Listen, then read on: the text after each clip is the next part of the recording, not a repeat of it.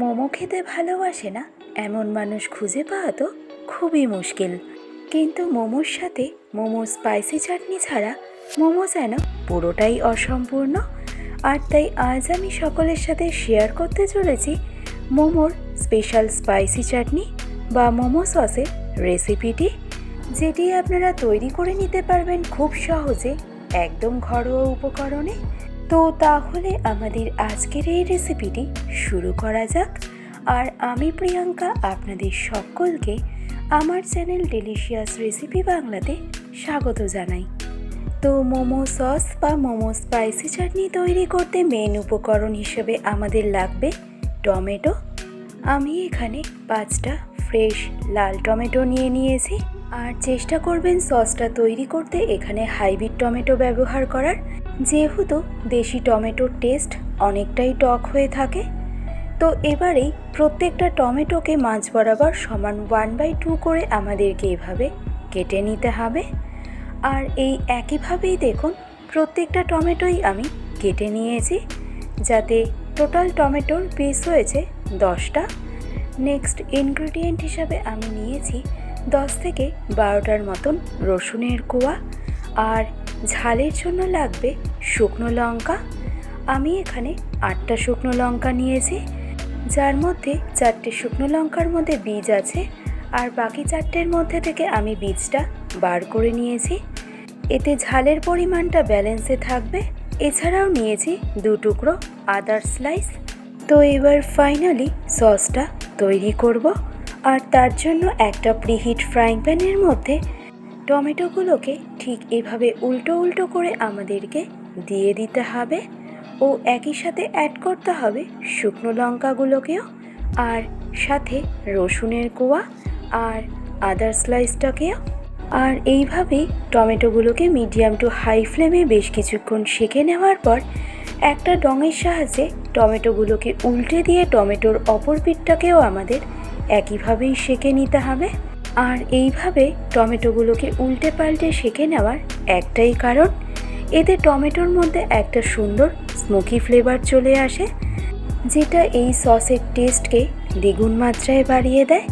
তো এইভাবে টমেটোগুলোকে বেশ কিছুক্ষণ সেঁকে নেওয়ার পর টমেটোর মধ্যে যখনই এরকম একটু কালো কালো দাগ চলে আসবে, তখনই এই স্টেজে টমেটোগুলোকে আমাদের ট্রান্সফার করে নিতে হবে গ্রাইন্ডিং জারের মধ্যে।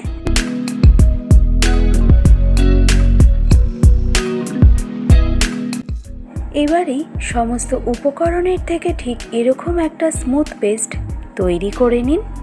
আর এতটুকু স্টেপ কমপ্লিট করলেই সসের 80% কাজ কিন্তু একদম রেডি। এবার ফাইনালি সসটা তৈরি করতে ফ্রাইং প্যানের মধ্যে আমি দিয়ে দিলাম 2 টেবিল চামচ পরিমাণে রিফাইন্ড অয়েল। আর তাতে অ্যাড করলাম 1 চা চামচ পরিমাণে কাশ্মীরি রেড চিলি পাউডার, ও সাথে অ্যাড করলাম স্বাদ অনুসারে রেগুলার সল্ট।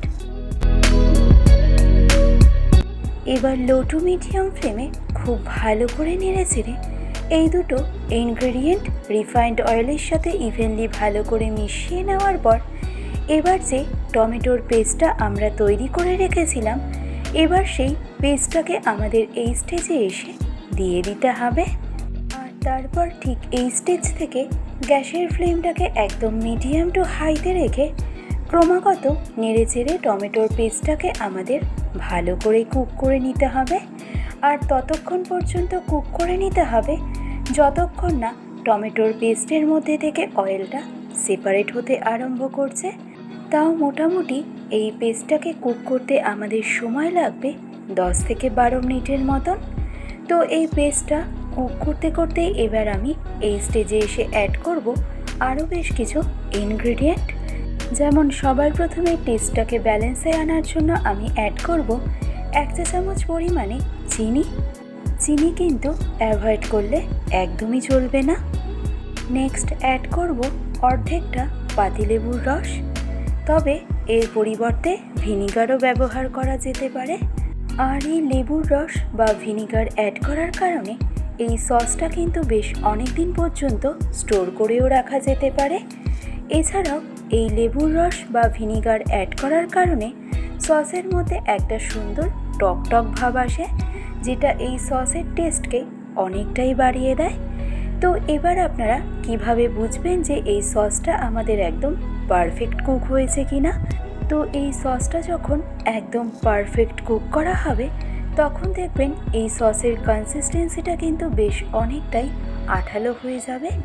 এছাড়াও এই সসটাকে যখন আমরা ওপর থেকে ফেলবো তখন দেখবেন এই সসটা কিন্তু বেশ অনেকটাই ঘন হয়ে পড়বে। এছাড়াও দেখবেন আগের তুলনায় সসের কালারটাও কিন্তু বেশ অনেকটাই উজ্জ্বল লাল হয়ে যাবে। তো এই 3টে টেকনিকে আপনারা বুঝতে পারবেন যে এই সসটা আমাদের একদম পারফেক্ট রেডি।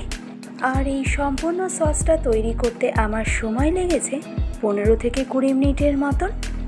এবার এই সসটা আমি ট্রান্সফার করে নিলাম একটা সার্ভিং বোলের মধ্যে।